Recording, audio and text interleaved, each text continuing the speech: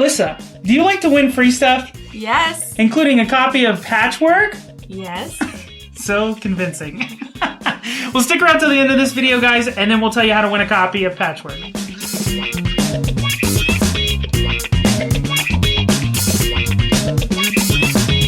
And we are live. Welcome to the Best of Two review. My name's David Bray. I'm joined by my favorite board gamer, my wife, Alyssa Bray. Hello. And in this series of videos, what we do is we take a look at games that are best played with two players or only for two players.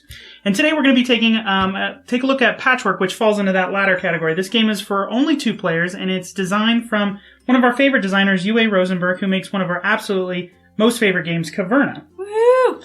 So we had a lot of anticipation going in to play this game. We expected some great things because we absolutely love Caverna. But in Patchwork, like I said, it's for two players. Takes about half an hour to play. And what you're doing in this game is you're going to have essentially you're going to be taking patchwork pieces, which is a way of quilting, and creating your own quilt. The idea is that you take different pieces, leftover pieces, and create a kind of a piece of art. Masterpiece. A masterpiece, if you will. And essentially at the end of the game, whoever has the most buttons, again, very thematic, wins the game. But how do you play it, or what does it come with, Alyssa? So the game comes with two quilt boards, which are square grids. Mm-hmm. And then you have a master board that's in the middle of you that is the time board that accounts for when the game starts and finishes. Yep. And then you have a whole group of different geometric pieces. Think what? Like Tetris? Yeah, kind of? So a bunch of Tetris pieces. And they're all different sizes. You can have like a 2x1, you can have a 5x2, just all different shapes and sizes.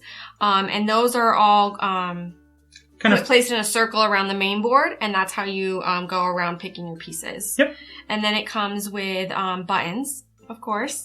Yeah, and what's cool is, like I said, the person with the most buttons at the end of the game wins. So they're essentially victory points. Mm-hmm. But in order to buy those geometric patchwork pieces that we talked about to fill out your board, you've got to use buttons to buy them. So that's they're kind of like currency also with victory points. So you've got this kind of cool mechanic of do I want to spend my victory points, kind of is the way to think of it. But as you move through that master board, that time board in the center, you're going to be passing certain things like buttons, which rewards you more buttons. More buttons. Some of the patch pieces that you buy will have actual button pieces on them, and those are what you receive when you pass a button on the time board. Right. Not all of the patch pieces have it though, so it just depends if you purchase them. Yeah, and so again, some of the bigger pieces might not have those buttons on them, which rewards you more additional throughout the game. Yeah, more buttons.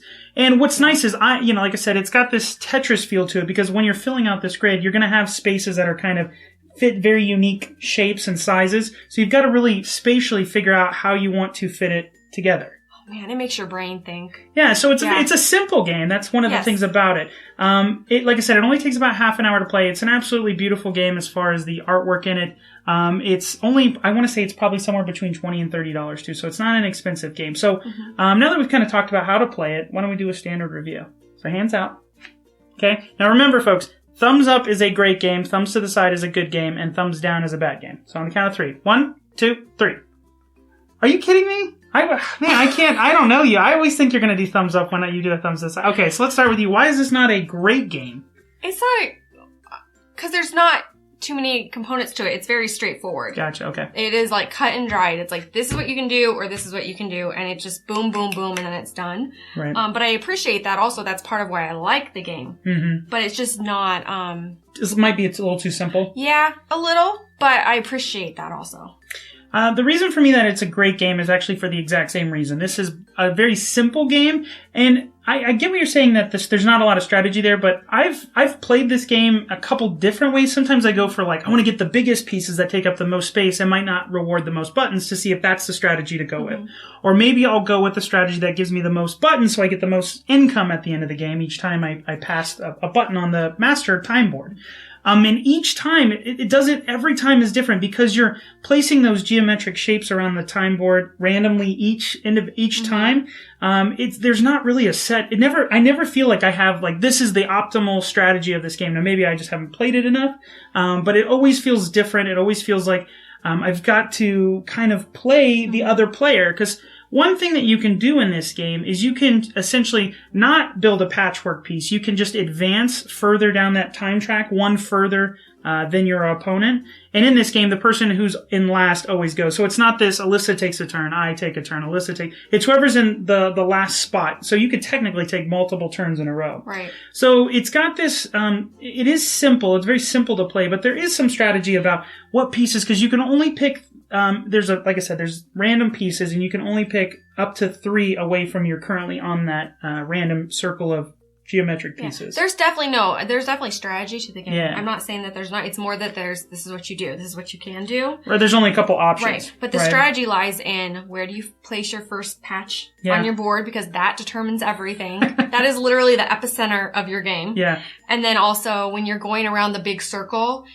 you have to think, do I pick up a piece and go, or do I want to block that person because not getting that piece? So there is a lot of strategy in it. Absolutely. Definitely. I'm a huge fan of Tetris. I loved Tetris as a kid. I still play it now. I play it on my phone all the time. And this has that feel of Tetris because, again, the geometric shapes all look the same. So you get that do-do-do-do-do. That's always playing in my head. Exactly. I feel like, because you play thematic music for games when we play it, like... I don't know what you play for this, but maybe Tetris is about the I can see closest Tetris playing. You would definitely have Tetris in the background. So for me, this is an absolutely great game, especially given the cost, and because a lot of 2-player games are just this. I don't know. For some reason, this feels like it's heavier than it should be, and maybe for you, it's simple, but it's not. It doesn't give you enough options. But that's why I love the game. The reasons it's quick. Yeah. And any couple who's starting board games can pick it up, and you can learn it really quickly together, and not be puzzled by anything. So I love it. It's a great entry game. Yeah, so it's like you said, a great entry game to get into the hobby. Mm-hmm. Now, what's really cool is they just recently came out with a digital version of this on a lot of the iPhone, Windows devices, and Android devices. So there's a company called Digidice that makes a digital version of this game, and we had a chance to play it. We just recently downloaded it. It's a fantastic version of the game. A lot of the time, the digital versions of board games are kind of...